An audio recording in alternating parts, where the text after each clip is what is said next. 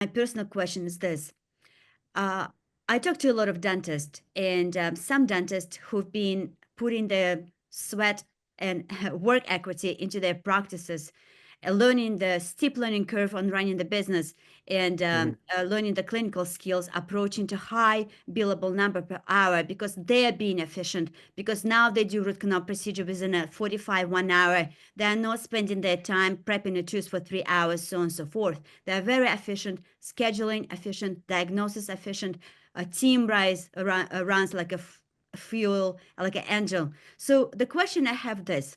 What I see is that the dentist approaching to the 40, 45 age, and they get very tired. They pump their production for 3 years. They hope to get the highest valuation and exit. And the buyer shows up as a private equity group that buys their practice. And then the dentist has this idea that they're just going to stay on for another 5 years, 7 years, whatever it takes, collect their associate fee, work in the same practice, see the same patients, and be happily after ever. So, what Mm. would you advise to tired, exhausted, overworked dentists who are ready to sell their practice for the highest bidder, let's say, or someone who offers them the better package? Is there a way for them from that routine, from this grind at the prime years to do what they should not be doing, selling out at 45, at age 45? Like career fatigue strikes everybody. It can come younger, middle age, later in career. It's just fatigue. It's highly repetitive. The nature of the business is highly repetitive.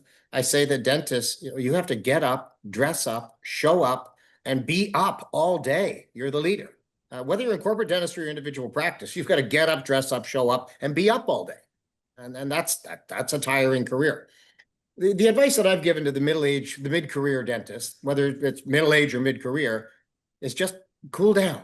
It's okay. Many of you are probably doing better than you think you are. These measurements and yardsticks that are thrust about in the journals and the seminars, and you're being led to believe that everybody's doing better than you. And there's surveys that are done by associations, and they do all these metrics about the average and the most efficient, and the average revenue per patient, the average revenue per hour. These are all just mathematical gymnastics to get you to spend money on consulting or new services and new ways to do better. It's okay to get off the treadmill sometimes. It's okay to just be happy where you are. Dental practice can only get so big when you only have two hands. You can't speed up the process much more than it already has with all the advent of technology, materials, and curing times for composites, fast-acting anesthetics. There's only so much you can do. So it's okay. And maybe just take a break. Maybe cut a day or a half a day here and there. And don't hire associates just because you think you need to take time away. Putting associates into a practice, that can cut both ways. You got a 50-50 chance that'll be successful with today's associate talent pool. And sometimes it can be disastrous. Sometimes, most of the time, it's adequate. And on occasion, it's a rock star. But that really breaks a lot of hearts. Most people watching, if you've had associates, you've already been through 2 or 3, and it's heartbreak after heartbreak. It's a different generation. If you're 40 plus today, the dentist you're going to hire is just a generation behind you, and a totally different attitude about work ethic, practice, working late, coming early, working through lunch, taking phone calls on weekends. Like, it's just a different group. So just be cool. Take some time off. Stop comparing yourself to others and measuring and yardsticking to try to make more. Lots of businesses are doing fine, just doing fine. There's pride in just saying, this is it for me for a while. I just need a year or two of just, and it'll come back. Most of us, you'll come back. Your energy will come back. But if you're selling out because you think someone's going to run it better and make your life easier, I think you're making a massive mistake. That's such a valuable input. I totally agree with you because most dentists in their middle career, they get tired, exhausted. But as you said, taking a break, in a sense, just do not speed up. Do not put so much pressure on yourself, Yeah. but just stabilize the business because it's already stable. Clean up here and there, but do not go out of your way to kill yourself on the job so you can get a payday in a couple of years. So, and then reposition. Look around you. Are there Yeah. any sources? Are there any mentors? Are there any business mentors who will show you the way? Because you don't have to reinvent the wheel. You really have to look at the at the space around you and see and learn from the doers, not from the talkers, but from the doers. The See doers. who are the successful dentists who are in front of you. And if you only think about your dental practice and you come home and you chill and you don't have any idea of how the money works, how the business works, if you were to educate yourself at least 45 minutes on business, you're going to get a fresh perspective. That's what happened to me. I got a fresh perspective on how to run a business. And then I found that, hey, I'm not alone. Everybody is having the same issues. People are struggling, but they have solutions. They have solutions. Thank you. That's take a pause, stabilize the business, Sure. and just look around you. You reference about that, maybe you reach the mid age of mid 40, mid 50, wherever it is, and you think, I've really got my foot on, hammer my foot on the gas, ramp this thing up, pump it and dump it. And, they do that on Wall Street. They do that with IPOs and new companies all the time. And if anybody knows anything about the stock market, 2 to 3 years later, most stocks are trading way below their public offering price. And there's lots of research on that. It's readily available. So pumping it to dump it is going to add more pressure, more stress on you for those last years of ownership. You will possibly make more money on the sale.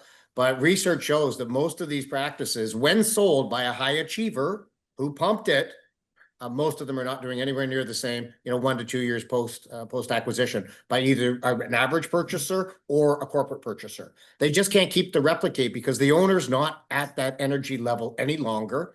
They can't reinstall and just port in some high energy, high producing dentist. High energy, high producing dentists already own their own practice and they're not selling to corporate and they're not going to go work for a corporate. So it's really hard to get that kind of talent into the corporate system. So pumping it to dump it just adds more pressure and stress. What I do say just in closing is, find you the thing you like the least. Let's say it's endo. Just start referring it out again. You may be great at it, but if it stresses you out, stop doing it. You can easily probably use that time just to maybe do a little more comprehensive treatment planning, look at some scheduling efficiencies, be a better leader. Maybe just spend a little time each day with your staff instead of hitting them with a whip to make higher numbers so you can sell for more. Don't. Just cool it out. Take a break. There's lots of people out there that can help you, like Galia, and there's other experts out there. I'm not a practice management person like you are, Galia, but this is what I hear.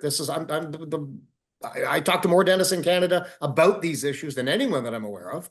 And I think most of you are doing way better than you think you are. It's okay to just be cool. Long answer to a short question, Galia. Thank you. I totally agree with you. I think it's such a valid point. Don't sell out. Don't pump and dump, as you say. Chill. Look around. Regroup. Pat yourself on the shoulder and say, I'm doing really well. And every one of you knows someone who has sold to a private equity corporate. So if you haven't done your research, do your research before you do anything. Call your classmates and your close friends. Don't email them and don't text them because no one wants to put certain things in writing, but just call a friend, take them out for a glass of wine or a cup of tea and have a chat. Learn for yourself. Don't listen to me. That's what called do your research. Absolutely. Thank you, Timothy. That was such a pleasure talking to you and always to hear your fresh perspective. And thank you for sharing your wisdom with the dentist. And I think Thank you very much for having me. You're in a great profession and there is a brightest future and independent dentists are going to do really, really well in this space. Yes. Oh yeah, the future is very bright for the independent dentist. Let's do another meeting like this on that and why the future is bright for the independent. That should be another episode. Thank you, Galia. That's fantastic. Thank you so much, Timothy. Enjoy your day. Bye-bye. Bye-bye.